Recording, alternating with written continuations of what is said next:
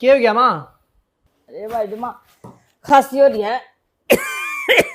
फिर थोड़ी ही फौज वाली दारू ले ले, ठीक हो जाएगी। ना भाई मैं कौन पीऊँ बीमारी। मान्या कर जमा, ठीक हो जाएगी। ना भाई मेरे पे कौन पी जा, दूसरी दवाई ले आइए।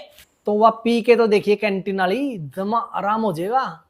ठीक हो जाऊंगी। जम्मा फिर नु कर भाई लिया यार, थोड़ी नमकीन ले आइए, एक लिए कौन पी जावे।